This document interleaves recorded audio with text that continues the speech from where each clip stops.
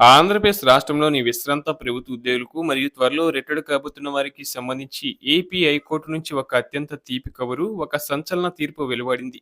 Retired ఉద్యోగుల పక్షాన high court జారీ చేసిన ఆ కీలక ఆదేశాలు ఏంటి, ప్రభుత్వంపై న్యాయస్థానం చేసిన వ్యాఖ్యలు అంతరార్థం ఏంటి అనే విషయాలను అత్యంత వివరంగా చర్చించుకుందాం. ఈ సమాచారం ప్రతి ఒక్క పెన్షనర్ జీవితానికి సంబంధించింది కాబట్టి చాలా జాగ్రత్తగా గమనించండి. ఇక వివరాల్లోకి వెళితే, ఆంధ్రప్రదేశ్ రాష్ట్రంలో రిటైర్డ్ అయిన ఉద్యోగులు వేల సంఖ్యలో ఉపాధ్యాయులు, పోలీసులు మరియు ఇతర శాఖల ఉద్యోగులు తమకు రావాల్సిన చట్టబద్ధమైన ప్రయోజనాల కోసం ఏపీ హైకోర్టును ఆశ్రయిస్తూ పెద్ద ఎత్తున పిటిషన్లు దాఖలు చేశారు. వీరంతా తమ విధులకు పదవి విరమణ చేసినప్పటికీ సంవత్సరాలు గడుస్తున్న ప్రభుత్వం నుండి రావాల్సిన సొమ్ము అందలేదని గట్టిగా వాదించారు. ముఖ్యంగా ప్రతి ఉద్యోగికి రిటైర్మెంట్ తర్వాత కొండంత అండగా ఉండే గ్రాట్యుటీ, తాము దాచుకున్న సెలవులను నగదుగా మార్చుకునే లీవ్ ఎన్కాష్మెంట్, భవిష్యత్ అవసరాల కోసం దాచుకున్న పీఎఫ్ నిధులు మరియు ప్రభుత్వం ప్రకటించిన పీఆర్సీ అరియర్స్ బకాయిలు ఏవీ కూడా చెల్లించలేదని వారు తమ ఫిర్యాదులో పేర్కొన్నారు. సాధారణంగా ఒక ఉద్యోగి రిటైర్డ్ అయిన వెంటనే ఈ బెనిఫిట్స్ అన్నీ అందాలి. కానీ రాష్ట్రంలో పరిస్థితి భిన్నంగా ఉంది.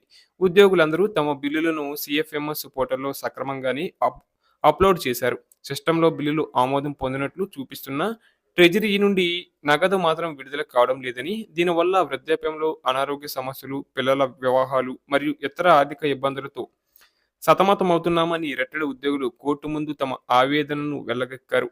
తమ సొంత డబ్బు కోసం ప్రయత్నం చుట్టూ, ట్రెజరీ ఆఫీసుల చుట్టూ కాళ్ళరిగేలా తిరగాల్సి వస్తుందని వారు వాపోయారు. ఈ పిటిషన్లను సుదీర్ఘంగా విచారించిన ఏపీ హైకోర్టు ప్రభుత్వానికి మరియు ట్రెజరీ అధికారులకు అత్యంత కఠినమైన మరియు కీలకమైన ఆదేశాలను జారీ చేసింది. రిటైర్మెంట్ బెనిఫిట్స్ అనేవి ప్రభుత్వం ఇచ్చే దానం కాదని, అది ఉద్యోగి జీవితాంతం కష్టపడి సంపాదించుకున్న హక్కు అని హైకోర్టు స్పష్టం చేసింది. వెంటనే పెండింగ్లో ఉన్న అన్ని రిటైర్మెంట్ ప్రయోజనాలను విడుదల చేయాలని అధికారులను ఆదేశించింది. ఇక్కడే కోర్టు మరో కీలక నిబంధనను పెట్టింది.